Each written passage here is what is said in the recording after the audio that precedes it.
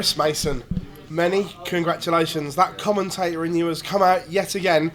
And look, first of all, what a game. From 1-0 down, you weren't at your best. But from that 92 onwards, oh my God, you played some great stuff. Yeah, and to be honest, I went into commentator. I knew what I was doing wrong.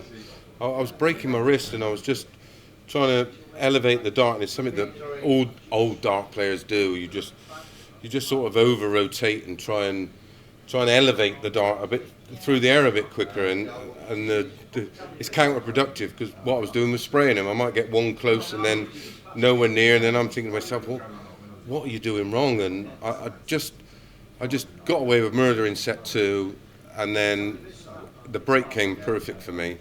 So I just sort of went off, and I was like, what are you... it was just a trigger point, I don't know what it was. And I was like, why are you doing that? Stop it. And I went out a bit early, and I had, I don't know, 9 or 12 darts, and I just locking the wrist, and they were finding the target. And I think in sets 3 and 4 there was some tidy stuff, and there was a few wayward darts, but I'm not a dart player, I'm a commentator. Still using that line? I am still a commentator. And a much better commentator. Even if you think I'm rubbish, that's proof that I'm a better commentator than I am a dart player. But that 92, at any match, at any level, was absolutely sensational. And did you know that was the massive moment when it went in? Well, it gives you it's like a double-edged sword, really. It gives you a bit of confidence and a bit of relief, really, all in one go. But you know, it wasn't on the level of Kevin Painter's 140 last night, which annoys me a lot because I'd love to produce one like that just to tell him about it. But listen, it was one of them moments that they just sort of happen in darts, and maybe that's it. Me and you talk about darts a lot, and we can almost map out a game as it's happening and go in, remember this moment? We do it, don't we? Yeah. Remember leg 3, remember leg 7, remember leg 9, remember leg 12. And ultimately, those little key moments can just play out. And if you're meant to win, you're meant to win, I think. Remember in Yeovil, you had a moment against Trina, came through it, and then you went on and played some really good stuff, like almost you relaxed. Are you hoping that's going to be the same now tomorrow? Well, playing the governor, ain't I, who effectively made the sport and ruined my life in the process. But yeah, listen, I you know, when the draw come out and I looked at it, certainly didn't look past Darryl. Great friend of mine, love him to bits, and it is what it is, isn't it? Like, can I still play well enough to beat him? Yeah. Do I do it tomorrow night? Probably not. I never did it when I was good, so I don't expect nothing at the moment. I'm going to go into it and try and just try and enjoy playing him, which something I never did when he was the governor, you know what I mean? And that saddens me a little bit. There was moments. We had a couple of match plays where it was 10-10. I threw the kitchen sink at him in 2002 and he produced that 112 odd average. I did get a couple of wins over him, but no one talks about those, of course. But yeah, I've just got to treat it what it is and just try and enjoy it. But I'm not going to, am I? You know me. I'm just desperate to go up there and play as well as I know I can still play. And that's the annoying thing.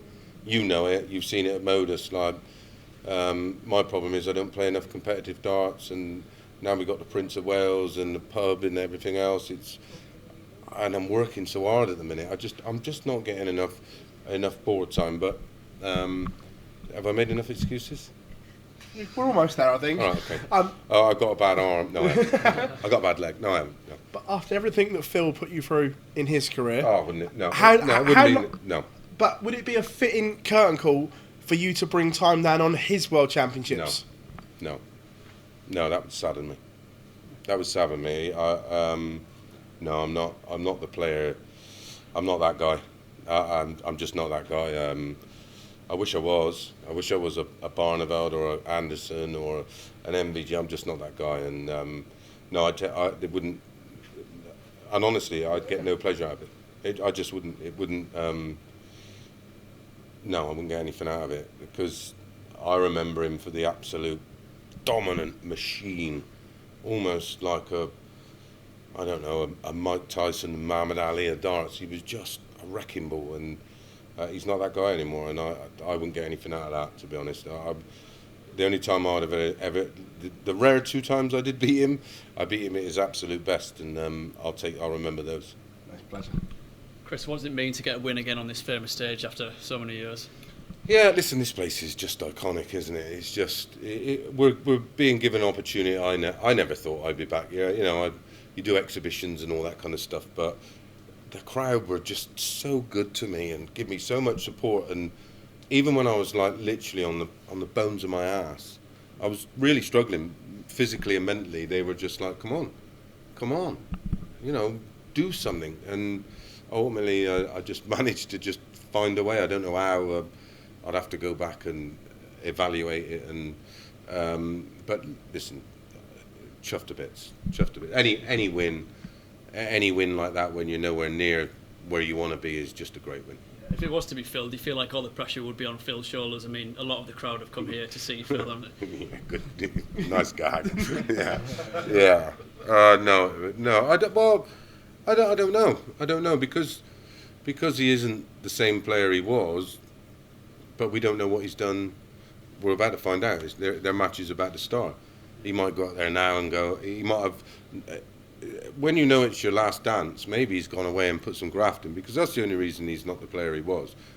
Age as well. But the fact that he just doesn't. He was the most dedicated player you would ever see. No one, even when he'd won 10 world titles, he was still the hardest working sportsman in sport anywhere, which is why he went on to win another six titles. And just finally from me, your thoughts on the changes to the criteria for this tournament for next year, 50 grand to the winner and only 4 invites. Ooh. Were you aware of that? No. I might start practicing. No, listen, I love this. I think it's great. I think it's a great opportunity. Very much like Modus has given players another avenue, very much like the ADC, very much like the WDF, very much like the PDC Challenge Tour, Dev Tour. There's just so much for dart players, and it's just great that us old folk, 50 odds, have got something to do. I think, and it will continue to grow. I think when you look, Steve Eaton's here tonight, and I should imagine he might be 49. I don't know. Love you, Steve. But you think about all these great players that are at that age now that may be thinking about there's another avenue. I think it's fabulous. Chris, being in the media and doing the work you do there, has that changed the mentality and the way you approach your game at all, or not? Yeah, I don't swear as much, pal.